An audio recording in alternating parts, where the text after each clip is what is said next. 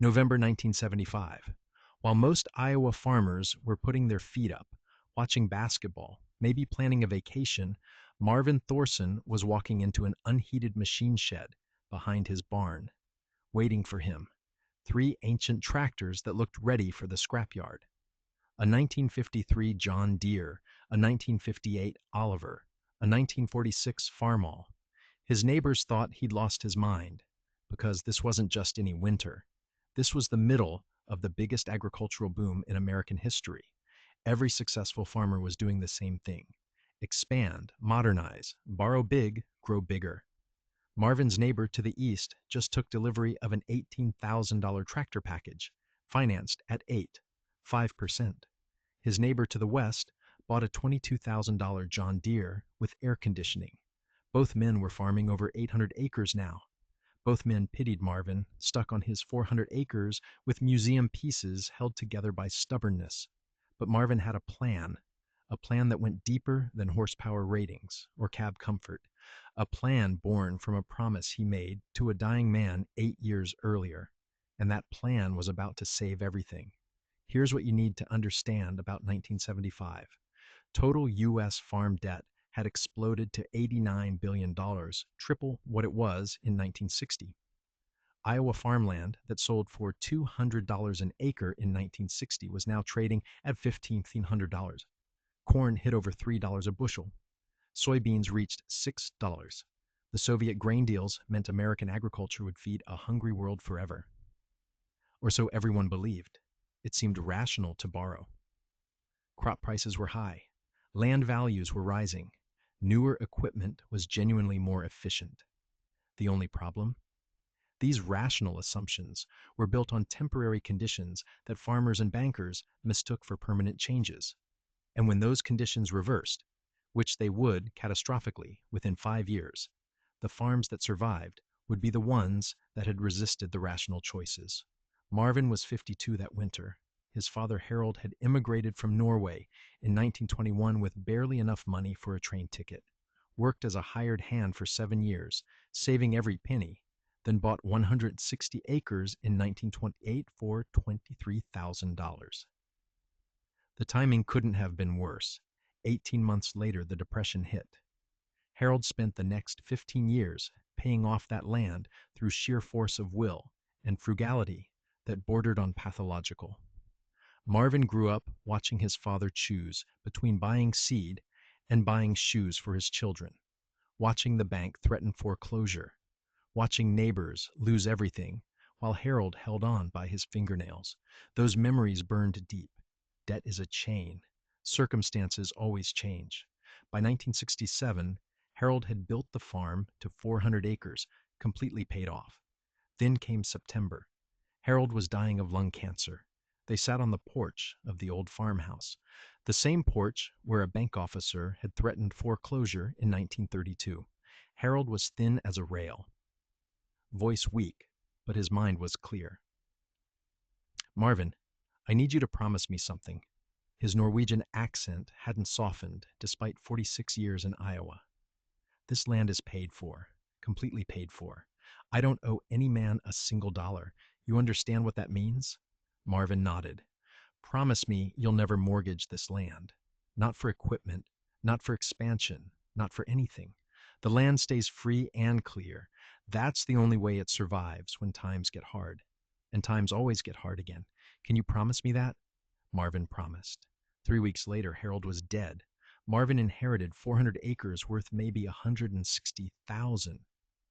Any banker would have happily lent him 80,000 to 100,000 against that equity.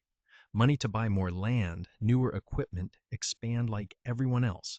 But Marvin had made a promise to a dying man, and that promise was about to define every financial decision for the next 20 years.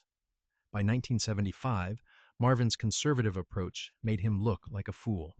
His equipment, a 1953 John Deere producing 42 horsepower, a 1958 Oliver with 58 horsepower, a 1946 Farmall with 36 horsepower. His newest piece was a used corn planter from 1969. His combine was a 1962 model he'd bought at auction for $2,800.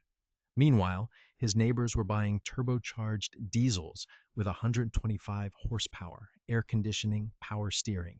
These weren't just better tractors, they were different categories of machines entirely. Dwight could cover 800 acres in 60% of the time. It took Marvin to cover 400. The efficiency gains were real. But here's what Dwight and Frank were paying for those efficiencies.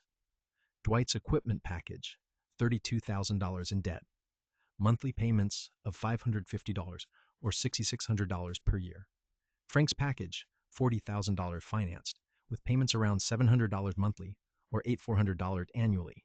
Marvin's equipment was paid for completely. His annual costs, maintenance, repairs, fuel, parts, maybe $100 while we rate, it's $100 in a typical year. But Marvin knew something his neighbors didn't want to acknowledge. His old equipment was on borrowed time. The Model 60 had over 9,000 hours and desperately needed a complete engine rebuild.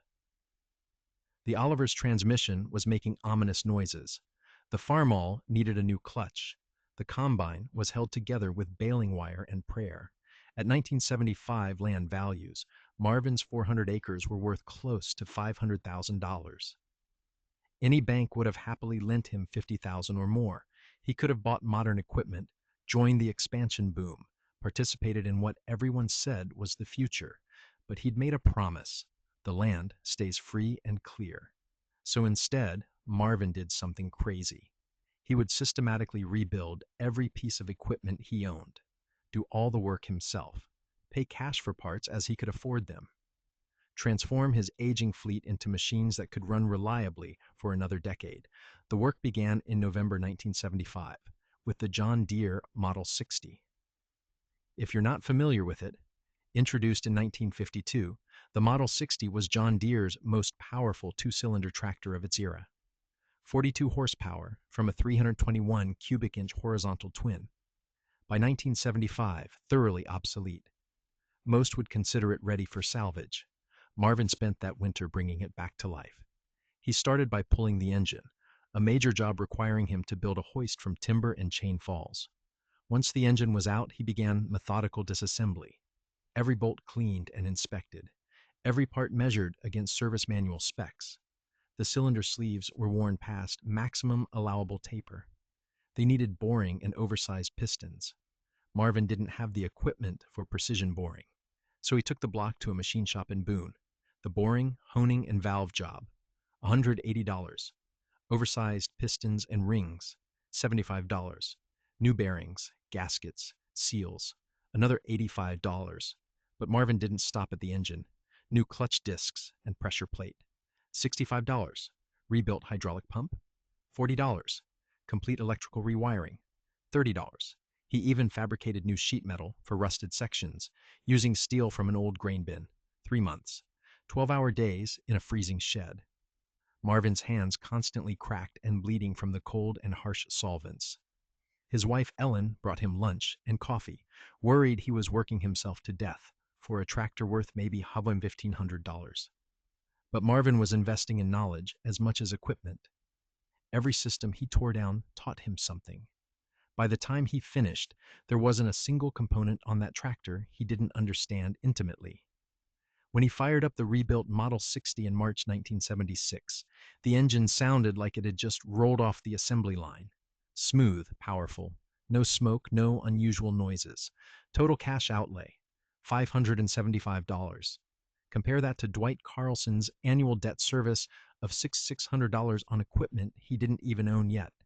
Marvin's $575 bought him a tractor he owned, completely, understood completely, could repair completely. The winter of 1976-77 was devoted to the Oliver 880, different challenge. More complex machine, with a 6-cylinder diesel and finicky hydraulics. The transmission was making grinding noises. Bearing failure seemed imminent. Transmission work intimidates most farmers. Complex components, tight tolerances, catastrophic consequences if done wrong. But Marvin had a service manual and patience. He pulled the transmission, cleaned every component, laid everything out in exact order of disassembly. Found 3 worn gears, a nearly destroyed synchronizer, 2 rough bearings. parts, some new, some salvage. $280. Gaskets, seals, fluids, $45. 6 weeks of evenings and weekends.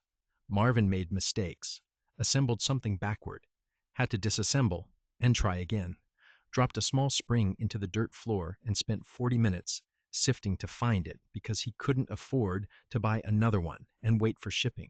But by February 1977, the Oliver transmission was rebuilt and working perfectly. He also tackled the diesel engine. Didn't need a full rebuild, just new injectors, a rebuilt injection pump, 140, new filters, valve adjustment. Total cost, $525. The 1946 Farmall got its turn in 1977. 78. Oldest tractor.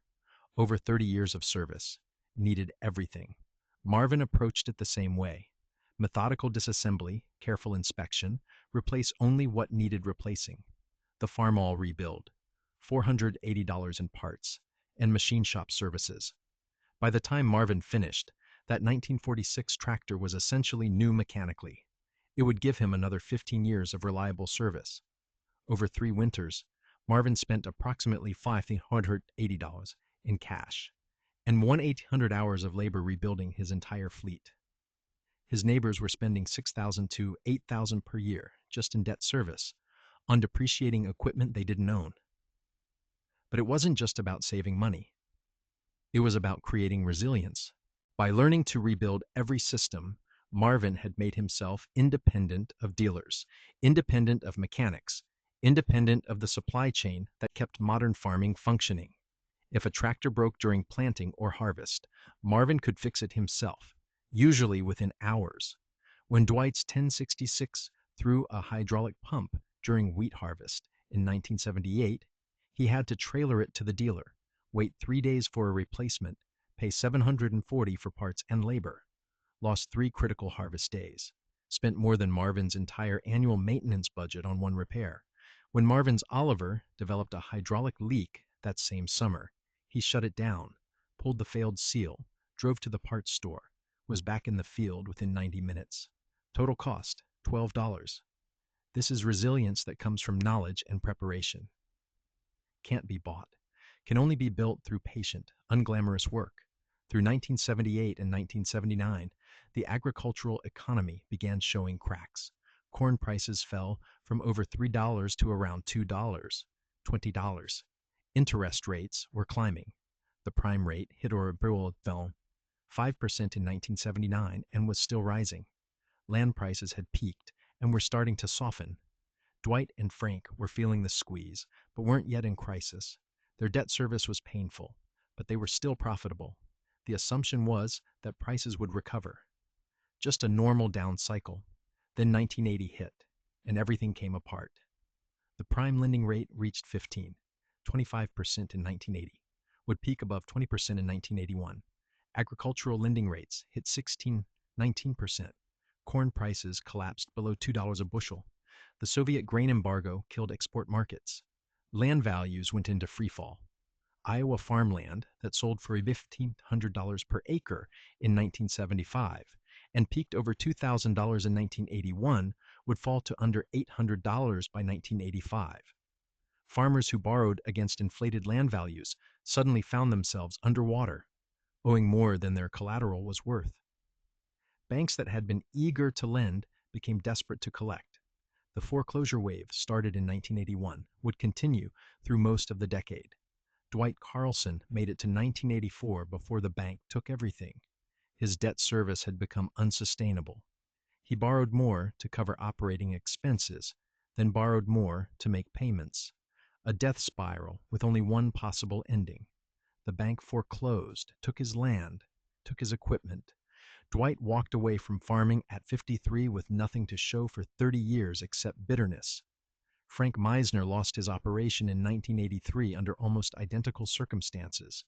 Debt that seemed manageable at 8% interest, and $3 corn became impossible at 17% interest and $1. 80 corn. Marvin Thorson not only survived, he was positioned to take advantage. Because Marvin had no debt on his land and minimal operating expenses, he remained profitable at corn prices that bankrupted his neighbors. At $1.80 corn, his 400 acres might generate $70,000 gross. Operating expenses ran 35,000, 40,000. He was netting 30,000, 35,000 per year. Not exciting, but sustainable. More importantly, Marvin had been saving money throughout the boom years instead of expanding. While his neighbors leveraged every dollar of equity, Marvin had been banking profits. By 1982, he had over $180,000 in savings and CDs. When Dwight's 800 acres went to foreclosure auction in 1984, Marvin was there. The land sold for $640 per acre, less than half what Dwight had paid. Marvin bought 320 acres for $248,800, paid cash. When Frank's land was auctioned in 1983, Marvin bought another 160 acres for $96,000. Again, cash. By 95, when the worst had passed, Marvin Thorson was farming 880 acres, all owned outright. Not a dollar of debt on any of it. He'd kept his promise. The original 400 acres stayed free and clear through the worst agricultural crisis since the Depression. And that foundation of debt-free land had allowed Marvin to expand dramatically when his neighbors were losing everything.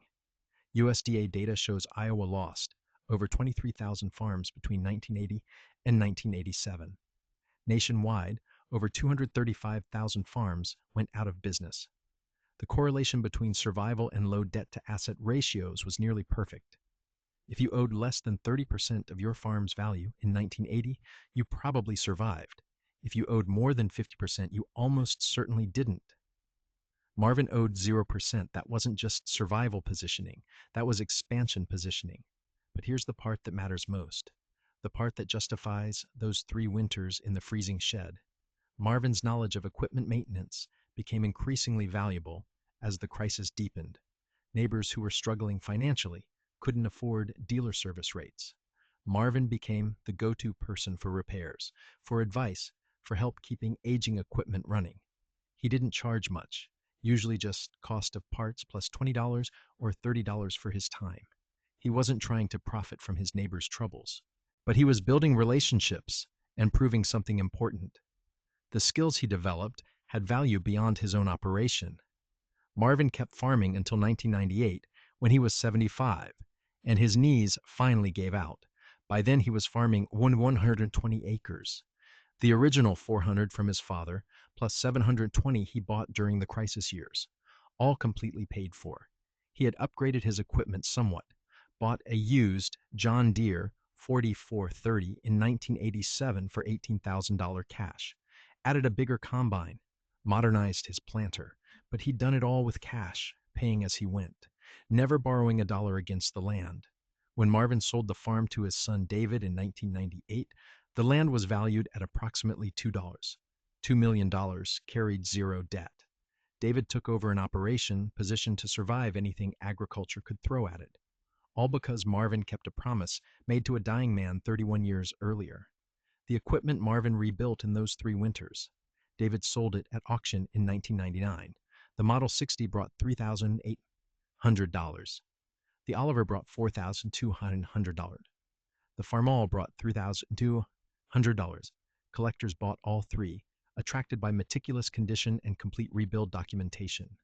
Those 3 tractors Marvin invested $1,580 to rebuild, sold for $11,200 20-plus years later. But their real value wasn't the auction price.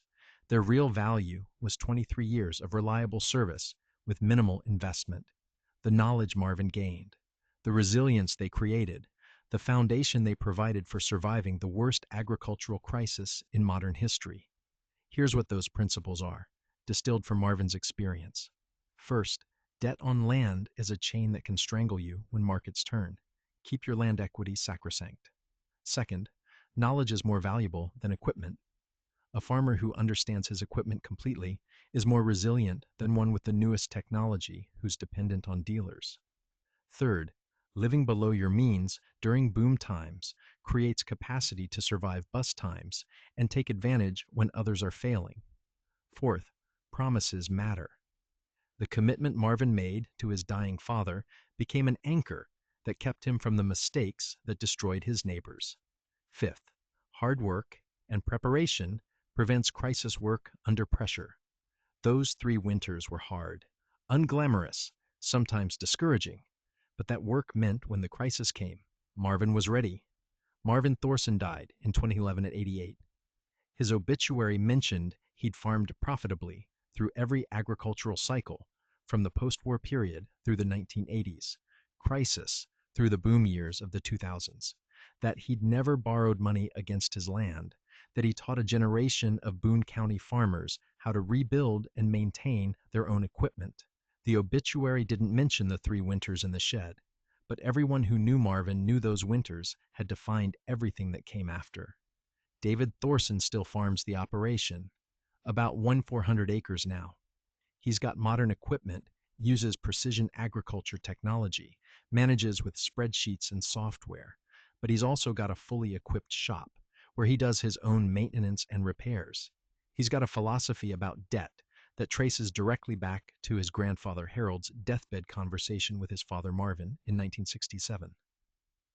The land stays free and clear. Some things are worth preserving, not because they're efficient or modern, but because they're true.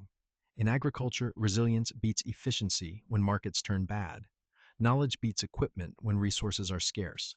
Patience beats leverage when time horizons are long. And promises kept to dying fathers matter more than profits maximized in boom years. That's the story of Marvin Thorson and the 3 winters he spent in a freezing shed, rebuilding tractors, while his neighbors financed new equipment. The neighbors are gone now, their farms absorbed into larger operations or subdivided for development.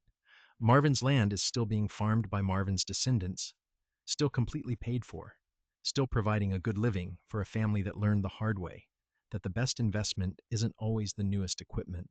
It's in the knowledge of how to make old equipment work, the discipline to spend below your means, the wisdom to recognize boom times don't last forever, and the courage to keep promises even when keeping them means spending winters in a freezing shed instead of taking easy money. 3 winters in the shed. $1,580 in parts. 1,800 hours of cold, difficult, unglamorous work. And in return, a farm that survived when thousands didn't. A knowledge base that served 3 generations, a promise kept, and a lesson about what actually matters in agriculture that's as true today as it was in 1975. If you enjoyed this story and want to hear more about the farmers who survived impossible odds through grit, wisdom, and unconventional thinking, don't forget to subscribe. Share this with someone who needs to understand that the newest, biggest, most modern isn't always the best strategy. Leave a comment about your own experiences with staying conservative when everyone else was expanding. Because the next time someone tells you that you need the newest equipment or the biggest operation or the most leverage to succeed, remember Marvin Thorson in that freezing shed in November 1975, rebuilding a 1953 John Deere while his neighbors signed loan papers for brand new tractors. Marvin saved the land. That's what matters. That's what his father asked him to do. And that's exactly what he did.